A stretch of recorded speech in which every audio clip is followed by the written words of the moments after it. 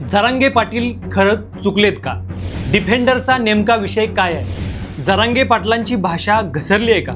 मित्रांनो, व्हायरलपेक्षा सत्य महत्त्वाचं आणि अफवांपेक्षा पुरावे महत्त्वाचं. नमस्कार, मी खंडू डोईफोडे.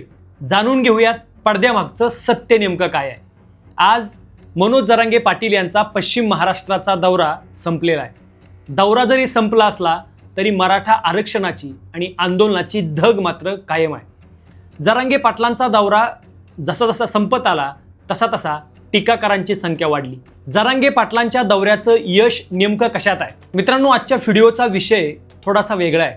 मुळात मनोज जरांगे पाटील म्हटलं की शिवराळ भाषा, मराठवाडी करारी बाणा आणि जे पोटात तेच ओठात अशा प्रकारचा रांगडागडी. खरं तर आज मनोज जरांगे पाटील यांना त्यांच्या भाषेवरून टार्गेट केलं जाते. मनोज जरांगे पाटील बोलतात एक आणि त्याचा अर्थ काढणारे अनेक जण आहेत.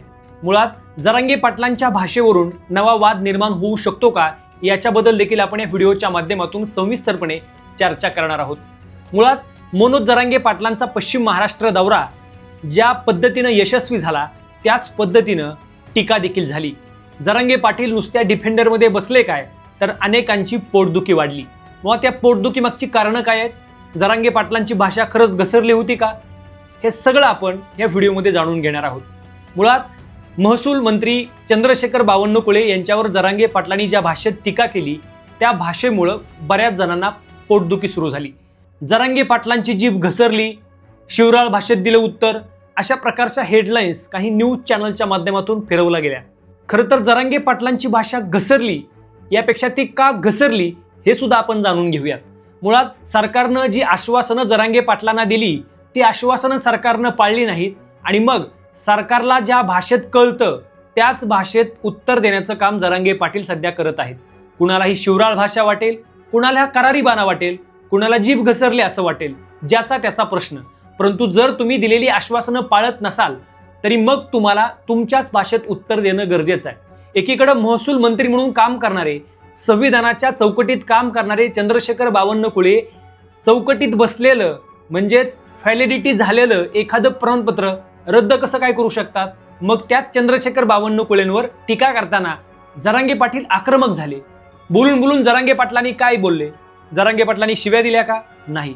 जरांगे पाटलांचा मराठवाडी भाषेचा जेव्हा आपण वापर बघतो तेव्हा त्या भाषेमध्ये जेवढा आक्रमकपणा आहे त्याच पद्धतीनं त्याच्या पाठीमागची भावना सुद्धा आपण समजून घेणं गरजेचं आहे. एकीकडं चंद्रशेखर बावनकुळे यांच्यावरच जरांगे पाटील का टीका करतात?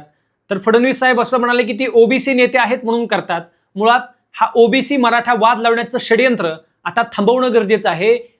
जरांगे पाटील चंद्रशेखर बावनकुळे यांच्यावर टीका का करतात याच्या पाठीमागची स्टोरी संपूर्ण महाराष्ट्राला आता माहिती झालेली आहे. चंद्रशेखर बावनकुळेंनी जो हलगर्जीपणा केलेला आहे, जो खोडसळपणा केलेला आहे, तो खोडसळपणा त्यांना भोवतो आहे. मला असं वाटतं की ते ओबीसी आहेत म्हणून जरांगे पाटील त्यांच्यावर टीका करत नाहीत. जर आपण जुनी प्रकरणं पाहिली तर प्रसाद लाड मराठा आहेत तरी देखील जरांगे पाटलांनी प्रसाद लाड यांच्यावरती टीका केली होती. परंतु नंतर प्रसाद लाड यांनी ज्या पद्धतीचं काम केलं त्या पद्धतीला जरांगे पाटलांनी कायम सलाम केला, त्यांच्या कामाचं कौतुक केलं. पाठीमागची जर आपण अनेक प्रकरणं पाहिली तर चंद्रशेखर बावनकुळे साहेबांचं काम हे अतिशय गौरवास्पद आहे अशा प्रकारचे उद्गार देखील जरांगे पाटलांनी काढलेले आहेत. एकेकाळी जरांगे पाटील बावनकुळे साहेब याच पद्धतीने बोललेले आहेत. आता त्यांची जीभ घसरली अशा प्रकारची बतावणी करणाऱ्यांनी ती जीभ का घसरली याचं देखील उत्तर शोधणं गरजेचं आहे. मुळात तुमच्या पेन ज्या पद्धतीनं चाललाय ना की कुणबी प्रमाणपत्र रद्द करा, अशा प्रकारची मागणी ज्या पद्धतीनं बावनकुळे साहेबांनी केलेली आहे त्यांना त्यांच्याच भाषेत उत्तर देणं गरजेचं आहे. राहिला दुसरा अत्यंत महत्त्वाचा प्रश्न म्हणजे जरांगे पाटील डिफेंडर गाडीमध्ये बसले त्यामुळे अनेकांना पोटदुखी वाढली आहे. डिफेंडर गाडी ही जरांगे पाटलाची नाही हे संपूर्ण महाराष्ट्राला समजलंय. एक मराठा बांधव भोसले नावाचे त्यांची ती गाडी आहे आणि त्यांची अशी अपेक्षा होती की जरांगे पाटलांनी त्यांच्या गाडीत बसावं, कारण ते जरांगे पाटलांना देव मानतात, कारण पुढच्या अनेक पिढ्यांचं भलं करण्याचं काम जरांगे पाटलांनी केलेलं आहे अशी त्यांची प्रेमळ भावना आहे. म्हणून त्यांनी पश्चिम महाराष्ट्राच्या दौऱ्यामध्ये आपली डिफेंडर गाडी जरांगे पाटलांना बसायला दिली आणि मग जरांगे पाटील डिफेंडरमधनं फिरतात, मग त्यांना आरक्षणाची गरज काय आहे अशा प्रकारची सुद्धा टीका करणाऱ्यांनी जरा विचार करणं गरजेचं आहे. आज अनेक ओबीसी नेते हे डिफेंडर गाडीमधनं फिरतात, कोट्यवधी रुपयांच्या गाडीमधनं फिरतात. मग तुमचं आरक्षण तुम्हाला नको आहे का? मला असं वाटतं की आपण कुठचा विषय कुठे घेऊन जातोय याचा देखील विचार करणं अत्यंत महत्त्वाचं आहे. मुळात जरांगे पाटलांची भाषा घसरली म्हणण्यापेक्षा सरकारनं दिलेली आश्वासनं पाळली नाहीत म्हणून जरांगे पाटलांनी आक्रमक रूप धारण केलेलं आहे. मुळात या सरकारनं जर आश्वासनं पाळली नसतील तर मग करायचं काय? म्हणजे एकीकडे सरकारला जर चांगल्या प्रेमळ भाषेत समजत नसेल तर मग त्यांना ज्या भाषेत समजतं त्या भाषेत जर जरांगे पाटील सांगत असतील तर मला वाटतं ते अयोग्य नाही. ती भाषा योग्य भाषा आहे. मनोज जरांगे पाटील जेवढे आक्रमक तेवढेच संयमी. पण आक्रमक कुठं व्हायचं आणि संयमी कुठं व्हायचं हे जरांगे पाटलांना चांगलं समजलेलं आहे. एकीकडे आज जरी तुम्ही जरांगे पाटील यांच्या वरती भाषेवरून टीका करत असाल तरी त्या भाषेमागचा राग समजून घेणं सरकारचं कर्तव्य आहे. एकीकडे आश्वासनांची खैरात करायची, आश्वासनं द्यायची आणि दुसरीकडे ती आश्वासनं पाळायची नाहीत, खोड्या करायचं. मग खोड्या करणाऱ्यांना खऱ्या अर्थानं त्यांची लायकी दाखवून देण्याचं काम जर जरांगे पाटील त्यांच्या भाषेत करत असतील तर ती भाषा अयोग्य कशी? या भाषेमागचा राग समजून घेण्यापेक्षा त्या भाषेच्या पाठीमागची भावना समजून घ्या. काही बांधव असं म्हणतात की जरांगे पाटील यांनी चंद्रशेखर बावनकुळेंच्या आईवरती टीका केली. तो व्हिडिओ आपण वारंवार बघा. जरांगे पाटलांनी कधीही आया बहिणींवरती टीका करण्याचं काम केलेलं नाही, इथून पुढे करणारही नाहीत. तेवढी त्यांची विचारसरणी निश्चित पक्की आहे. जरांगे पाटलांचा राग हा चंद्रशेखर बावनकुळे यांच्यावर आहे.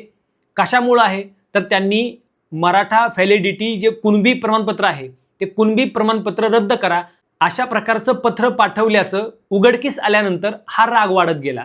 ह्याच्या अगोदरची अनेक भाषणं मी तुम्हाला दाखवू शकतो ज्या भाषणामध्ये चंद्रशेखर बावनकुळे साहेब म्हणल्याशिवाय बावनकुळेंचं नाव जरांगे पाटलांनी घेतलेलं नाही. आज जरी त्यांच्यावर टीका होत असली तरी त्यांच्या टीकेचं धनी ते स्वतःच आहेत. मुळात जरांगे पाटलांची भाषा बघण्यापेक्षा भाषेच्या पाठीमागची त्यांची भावना समजून घेणं गरजेचं आहे. मित्रांनो, तुम्हाला काय वाटतं? तुमच्या देखील प्रतिक्रिया कमेंटमध्ये अवश्य कळवा. फेसबुकवर असाल तर फॉलो करा आणि यूट्यूबवर असाल तर सबस्क्राईब करायला विसरू नका. आवडल्यास लाईक करा, कमेंट करा आणि शेअरही करायला विसरू नका. धन्यवाद.